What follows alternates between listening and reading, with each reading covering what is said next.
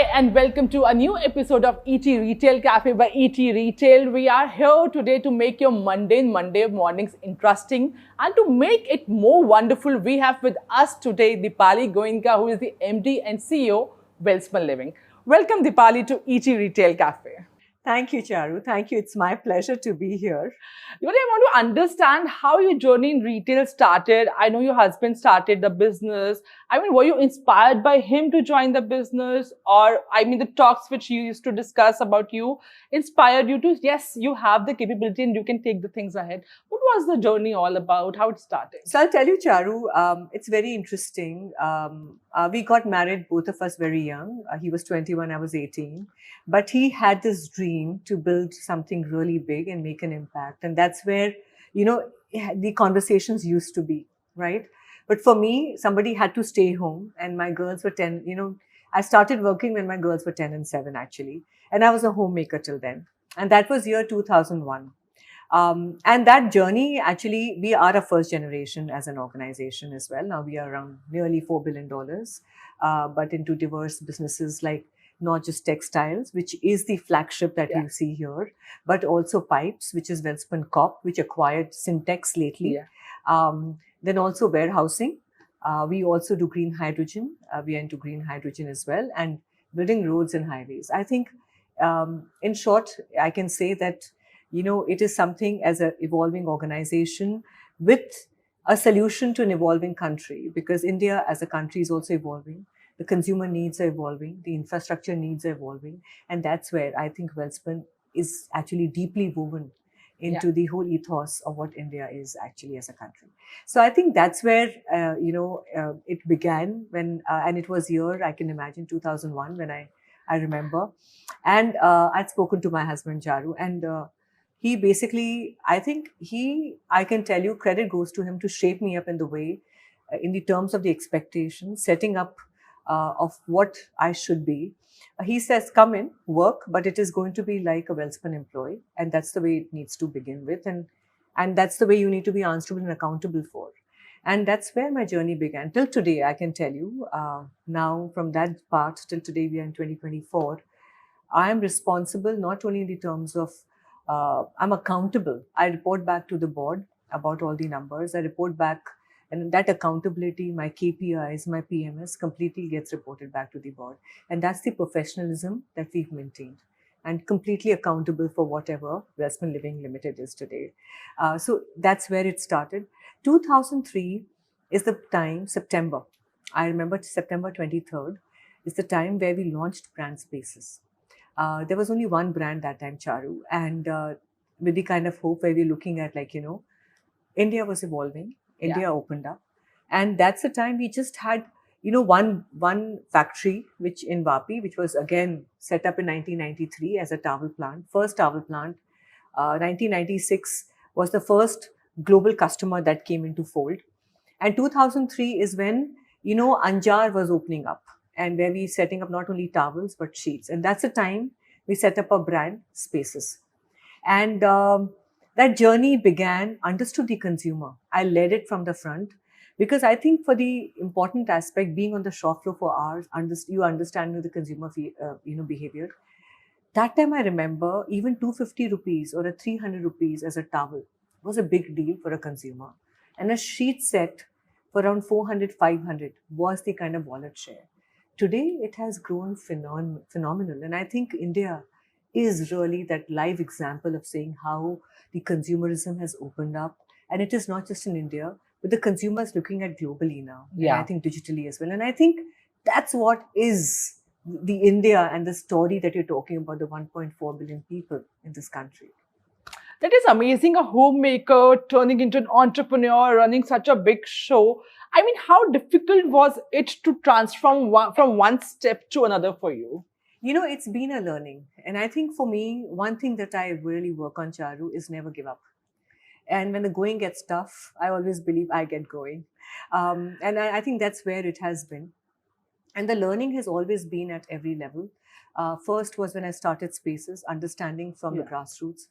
And also going back to Harvard in 2000, and I graduated in 2006.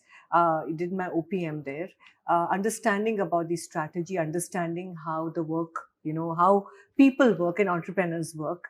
And again, getting on again into the fold in 2010, taking on the folds of textiles. Didn't know anything about textiles. Again, understanding about what textiles is all about from the absolutely bottom. I mean, I think the grassroots. And fundamentally, I believe, Charu, one thing is very, very important: people. It's all about people. And I think as leadership and as leaders, if you drive people, if you motivate them and you take them forward, is where your job is done. And one thing I have also learned is you play on your strengths. Because when I took on board, I didn't know anything about textile, but the thing that I knew was the consumer. I also knew that the other side, the consumer, is a woman. And that's where it began. And I said, let me play on my strengths. And that's where it was, actually. I mean, you're talking so interestingly. There are two questions which have cropped up in my mind. I'll take them one by one. First thing is that your zeal and passion helped you build such a wonderful business. So I want to understand what are the values that you are inculcating in your employees to train them to be a better professional in the career going ahead? That couple of things is be crazily customer obsessive. That is something is very, very critical. Innovation with frugality. Yeah. And third, but not the least, is systems, processes, and technology. And brilliant execution. I know we falter in execution, sometimes, but I think these are the couple of focuses. But being obsessive about the customer, I think these are very, very critical elements that I believe in. I mean, you follow customers, you understand customers. You must have seen the journey of change, consumers changing, their behavior changing, their preferences changing. So can you tell us and go through and take us through the journey, how it has changed over time and how Welspun is changing itself to become relevant to consumers going ahead? Very true, Charu. And I think consumers ever evolving. And so when we work in the more than 50 countries across the globe, understanding the consumers, we are not just a manufacturer. Also, let me tell you that. So first of all, we have something called a brain trust in America, which reaches out to 3,000 home enthusiasts. Same thing in UK and Europe as well. So understanding what the consumer is looking at. Yeah. And that journey has been very, very interesting. From making that thirsty towel that a true American actually wanted, that and to creating now a sustainable product. Creating not only just sustainable in the terms of organic, but then again traceability and blockchain coming into play, and also making your ecosystems very, very sustainable. Because I always believe you're not going to create a sustainable product by making a product just sustainable. Yes. It is the entire ecosystem. For example, we don't use a drop of fresh water in Anjar. Everything is recycled, and so that the farmers get water for irrigation, and the communities get water for drinking. And our farming projects that we do. So now I think the sensibility that we are seeing and that is emerging is kind of a farm to shelf. When we talk about UK and Europe, they're very, very different. And I think when you talk about, sustainability, Europe actually resonates that ethos far more stronger than anybody else. A Japan consumer is very, very different. Now, when you come to India, now let me talk to closer home, right? I could have easily done a 550 GSM towel that I do across the globe, or something which, everybody's looking at. But I think the consumer, when I talk about a brand, Welspun, I'll talk about the towel that we made. We did a consumer research, and we gave them those towels. And it was a quick dry towel, Charu. And it was a journey from that journey of gamcha to a branded towel. And we call it Jaldi Sukhe, Jaldi Sukhai. Because in India, you cannot have a 550 GSM towel. It is around a 380 GSM towel. And in this country, sometimes there's power cuts that are happening. Water is sometimes a challenge. And then the rainfall, look in India, in Bombay, here, monsoons. So, then the towel starts smelling. So it is a quick dry towel that we made. A sheet that we made, which is like, a 2-in-1 sheet. India, when you talk about that whole bed area where, it is kind of where television is there, children are doing their homework, people are watching, eating, everything, and then that bed completely gets dirty. Yeah. So it gets, we just made a sheet that usko hum bolte hain, palat do. Oh. So you have a fresh sheet at night. and it is kind of cost of one, right? So these are the things that we started for a brand, Welspun, which now is now present in more than 20,000 stores across the country and more than 600 districts, right? Then Spaces, which is a premium brand, which is like my heart also, where we have a product which is a high growth product, which actually is now available in the 50 countries that we are present in. And it has a towel which blossoms after every wash, and a sheet which actually has, which can get, cooler in summers and warmer in winters. It's just the technology that is inbuilt in it, and it's inherent in this. So these are the things that you constantly work on. And now we cannot just be satisfied with by this. I think looking at the whole circularity bit, looking at the whole consciousness about the landfills that are there. I think the consumer and the millennial and the Gen Z, they are not talking about sustainability in a very big way. How are you looking at it? And I think one thing very, very important with us, Charu, as a textile company, we're not actually a textile company only. We are a home solutions company. And we actually lead by an example. So looking at how we can impact, by, looking at impacting the landfills, in a positive manner, I think are in our focus. So like, for example, our Dow Jones Sustainability Index was at 66. It is like the highest from India. Yeah. And it's in the top 3 percentile, even globally, in the textile company. So, these are the consciousness that we really very look at and drive from here. And technology. So when we talk about manufacturing, where, we're talking about technology as being inherent into it, I think is like Industry 4.2 or, AI, which we are also using in retail now. Yeah. I think these are important aspects to be ahead of the curve as well. So Dipali, while talking to you, I'm understanding not only you have learned the nitty-gritties of the business, you've learned about technology, you have started incorporating in the business, not only in the back end, but also in the products. I mean, that is wow. To be honest, that is wow. So have you ever thought that technology is moving at such a fast pace? I mean, the consumers are adopting it, things are changing in retail. What if it takes your job one day? What will you do? No, it is going to add value to my job. And I think that's what we've seen. I'll tell you, with these stores that we have, even understanding, like, okay, we are selling this, product there. With AI, you can come to know what you can sell better there. So I think I always believe technology complements you and actually makes you better. And I think we all need to get digitally trained, and I think including me, because, even at the factories, if my, blue collar associate has to be trained. So we have a program called DG Smart there. Now at the front end, when in the stores when we're talking about, you need to look at AI in the way that the consumer is looking at. The ability to see how that catchment area will continue to grow and evolve, because it's dynamic. Because the consumer is dynamic in India. It's a growing country. And you know that the needs and the aspirations run very, very strong. And the way the consumer is, elevating, herself or himself is at a very rapid pace. And how do you catch up to that? How do you make your business scalable? I think technology is what makes you do that, right?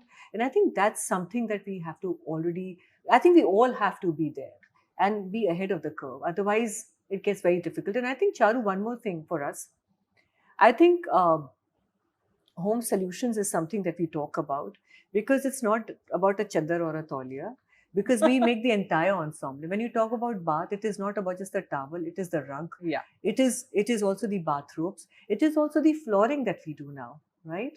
Area rugs that we're talking about, or a sheet, or, now, even the utility bedding, the white bedding that we talk about. I think the knowledge that we have as a company, we take pride in that, and we continue to want to, and not in the terms of being arrogant, but in the terms of being, with sheer humility, understanding the consumer. We understand that consumer, and we continue to evolve to learn what the consumer needs. I think so. We can actually take pride in saying at Welspun Living Limited that we are a home solutions company.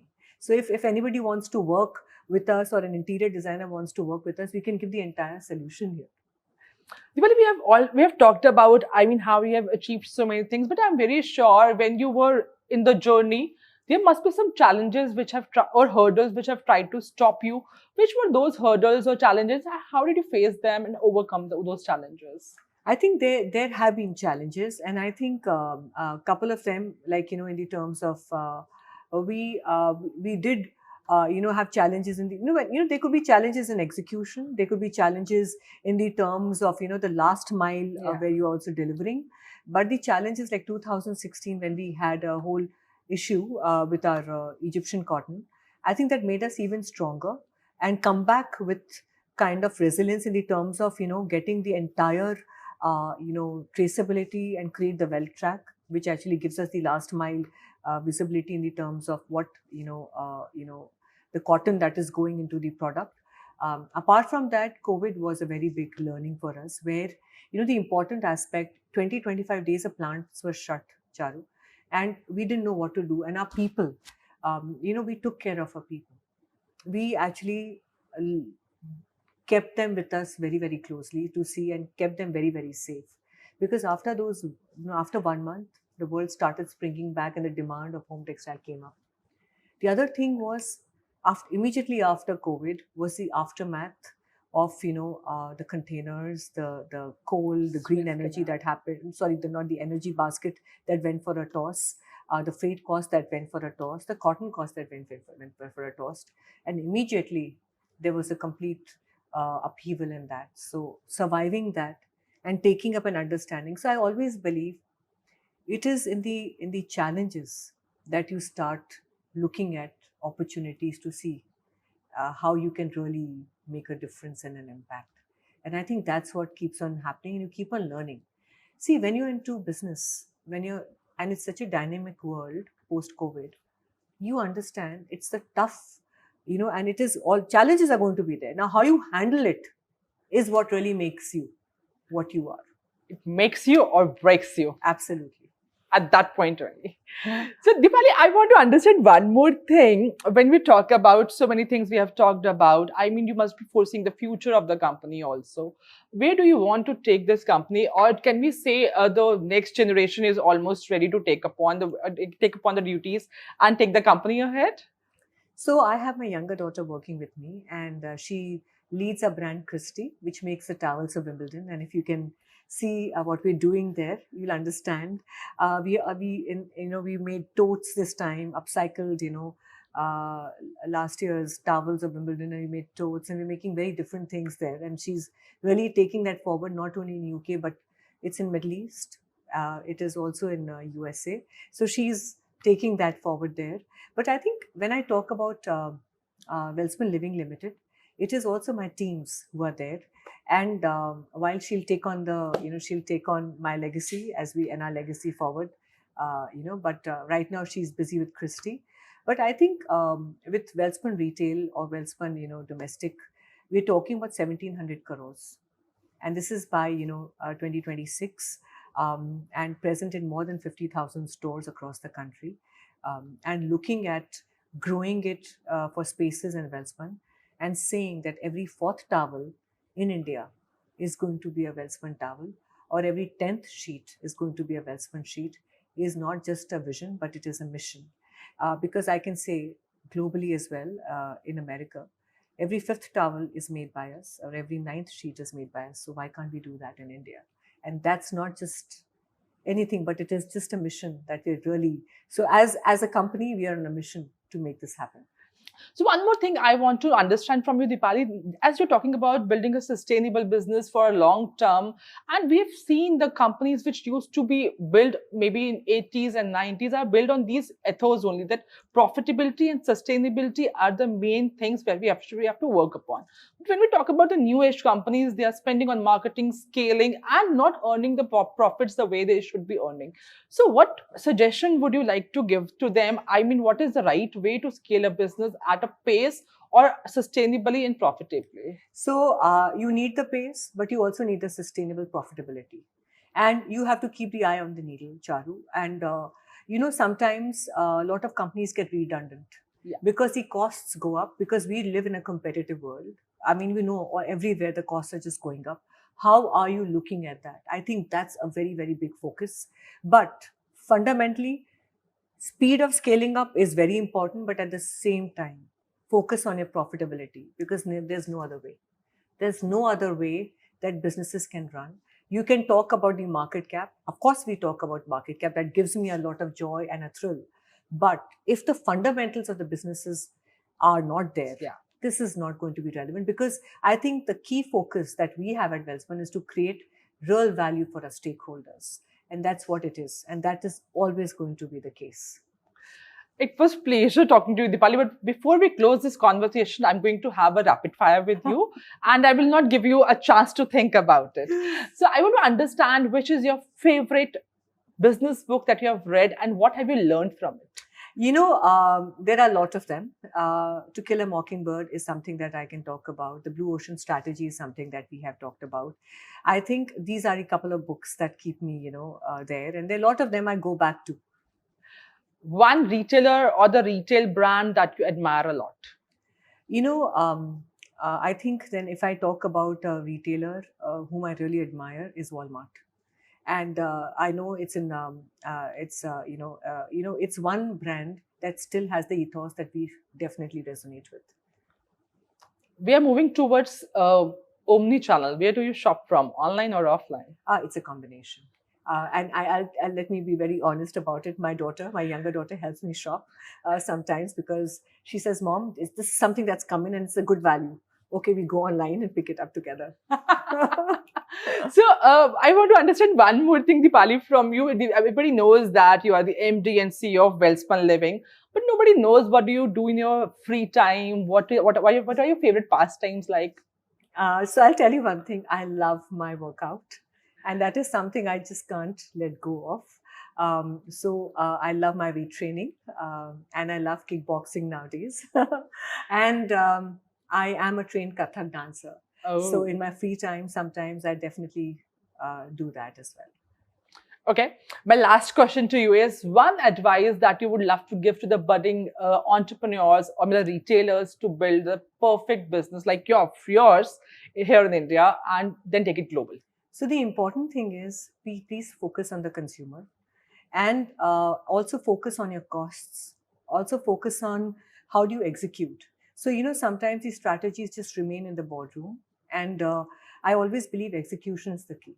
And I think that's something they really have to focus on. And to make that, I think taking the help of technology and, processes is really going to be very, very key. And have a mentor to guide you, and have a great team that actually can, resonate your vision with you. I think these are very, very important things that you need to do. Wonderfully said. Thank you so much, Dipali. It was a pleasure having you at our show today. I hope you also enjoyed the way I enjoyed. I learned how to be passionate about what you do today from Dipali. Thank you so much for watching. We'll be back again next week with a new retailer with a new story. Till then, bye-bye.